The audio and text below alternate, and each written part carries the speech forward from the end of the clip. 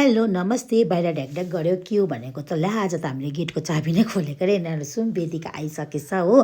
अन्त वेदिकालाई सोधेको खाजा खाएर आएको भनेको हजुर भन्दैछ अब भित्र हेर आँसुको हालत यहाँ आधा रोटी यसरी खाएर राखिरहेको छ यता ट्याबमा गाना बजेको छ अब भित्र जाउँ भित्र पनि टिभीमा यत्रो गाना बज्दैछ यसले चाहिँ लुगा सिलाउँदैछ पत्ता नै के भयो मैले यो सेतो प्यान्ट लगाएर नजानु आज पानी आउला जस्तो भइरहेको छ भने नि त त्यही कारण चाहिँ यसले लुगा सिलाउनु थाल्यो के चाहिँ भएको छ कुनी यता यता फर्काइरहेको छ के गरेको भनेको यहाँबाट ऐना देखेन अरे लु न त लु छिटो गर वेदिकाले त खाजा खाएर आइसकेको छ तिमी पनि खाऊ भनेर फेरि मैले त्यो रोटी यता ल्याएर त्यसको अगाडि नै राखिदिएँ कपाल पनि चिसै छ सुकेकै छैन बिहान नुहाएर हो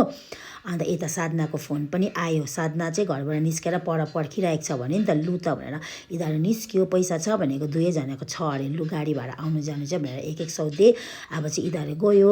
यिनीहरू चाहिँ आज घुम्नु जाने अरे नि त मैले छाताहरू पनि पठाइदिएको छु लु छाताहरू चाहिँ नबिर्सिकन ल्याउनै भरे भनेर अब गाडी पनि यिनीहरूले पाउँछ कि पाउँदैन अहिले सिजन लागिरहेको छ हो